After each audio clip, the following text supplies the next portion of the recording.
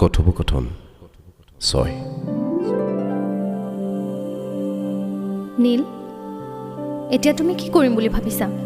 মানে সুখৰ সপোন দেখিবলৈ জানো সুখী হৈ থাকিবা?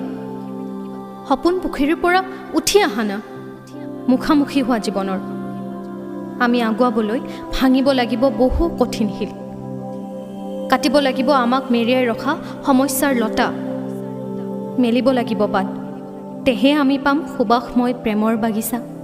প্ৰেম জয়ৰ পথ ইমান কণ্টকময় বুলি ভবাই নাছিলোঁ। হৃদয়ৰ তাগিদাতকৈ জীৱনৰ তাগিদা ইমান ভয়ংকৰ। জীৱন ইমান ধুঁৱলি কুঁৱলী, আগবাঢ়িব খোজতেই ধৰা পৰে আমাৰ হাত ভৰিত কঠিন শিকলিৰে বান্ধোন। একে বান্ধোনত ময়ো বন্দী, যেন কংসৰ কাৰাগাৰত জন্ম দিবলৈ ওলাইছোঁ প্ৰেমৰ কানাই। প্ৰেমৰ গজালি অংকুৰিত হ'লেই আজৰি উভালি পেলাবলৈ পহৰা দি আছে প্ৰতিনিয়ত।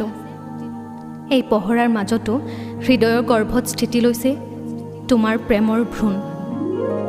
তুমিয়ে ইয়াক বসুদেৱৰ দৰে পলুৱাই লালন পালন কৰিবলৈ দিবা গকুল বৃন্দাবনত। তাৰ আখৰাতেইতো দিন ৰাতি কৰিছোঁ একাকাৰ, তেজক কৰিছোঁ পানী, কিন্তু চৌদিশ ইমান কদৰ্য। সততা, বুদ্ধিমত্তা, যোগ্যতাৰ মূল্যই নাই।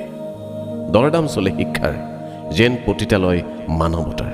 বিক্ৰী হয় মূল্যবোধ, অৰ্থৰ বিনিময়ত জীৱন হয় সুৰক্ষিত। এইবোৰ দেখি মই ভাগৰি পৰিছোঁ, কুজা হৈ গৈছোঁ।